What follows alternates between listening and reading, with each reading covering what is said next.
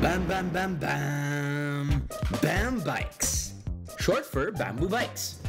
That's right mga kaha, yan ang proudly Pinoy made na mga bisikletang gawa sa bamboo o kawayan.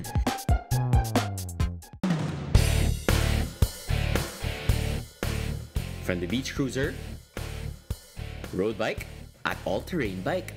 Talagang swak ang iba't ibang disenyo nito sa lahat ng biking enthusiasts out there.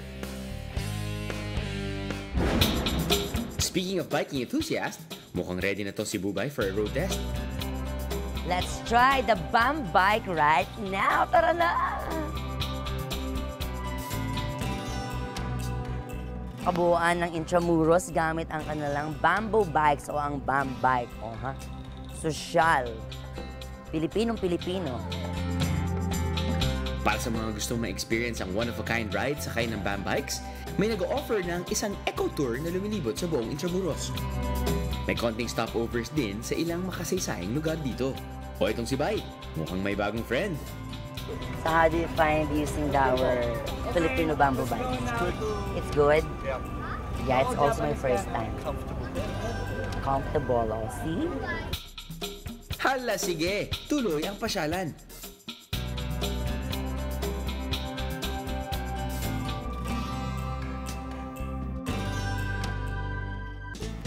Wait for me, Argentina!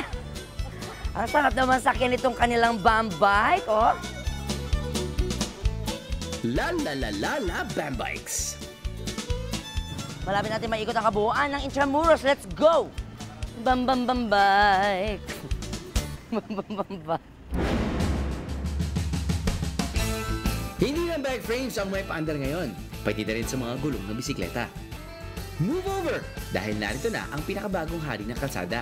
Presenting the Fat Bikes! Ang karaniwang lapad ng gulong ng isang bisikleta ay nasa 1.5 to 2.5 inches. Pero sa Fat Bikes, halos doble nito, 3.7 inches. O parang gulong lang ng malaking motorsiklo, di ba? Alam niyo ba na dinisenyo ang Fat Bikes para sa malalambot na daanan tulad ng trail, snow, and sand? Pero swak pa rin naman to for city riding. Ang pogi, di ba? Bangka plus car plus kawayan equals... Mga kaaha, I present to you the proudly Pinoy-made Bangkaruayan.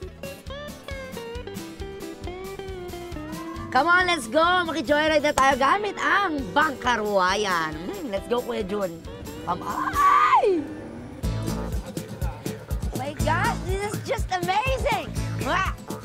At ito nakasama natin si Sir Benji, the man behind Bangkaruayan. Ang disenyo nito, pwede sa lupa, pwede sa tubig, at baterya. Wala tong gasolina. Napansin ko po, may mga solar panels po tayo mula dito hanggang sa taas. Ano po magiging function niyan? Ang solar panel ay para magkarga sa baterya.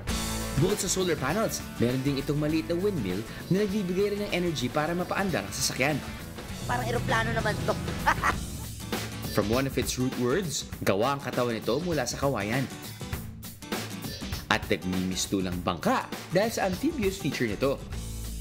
Ang floaters yan, dito yan. Ito, Nasa ilalim, ayun, just in case bumaha. may mga ano yan, may mga 1.5 liters na Okay. yung soft drinks na 50 ang nakalagay sa ilalim. Yun ay walang laman, boyang, Boyan. lulutang. Kaya rin itong tumakbo sa maximum speed na 40 kilometers per hour. Aba itong si Bubay, feeling Miss Kawayan. Kaway-kaway lang! Hello! Maihiya si Bumblebee at si Optimus Prime. Let's be proud of our Pinoy pride, Bangkaruayan! Ha! Ito pa ang isang pambato nating wheels, ang Comet o City Optimized Managed Electric Transport. Itong Comet natin, it's a fully electric vehicle na hindi siya gumagamit ng any type of diesel or gasoline, wala siyang emissions, it's zero emissions. Itong electric vehicles that were designed by our US partners, powered siya by lithium-ion batteries. Ito yung parehas na battery na ginagamit natin sa ating cellphones, sa ating mga laptops. Akalain niyo mga kaha na kailangan lang isaksak ang Comet para maging fully charged na ulit ito. Parang cellphone lang. Kapag fully charged ng Comet, kayang-kaya nitong bumiyahe hanggang 80 kilometers. At kahit may kuryente ang Comet, kaya nito lumusong sa baha dahil may protective casing ang baterya nito. Pero kung masyadong mataas ang tubig, meron din itong air suspension na kayang umangat hanggang 60 inches off the ground. Astig!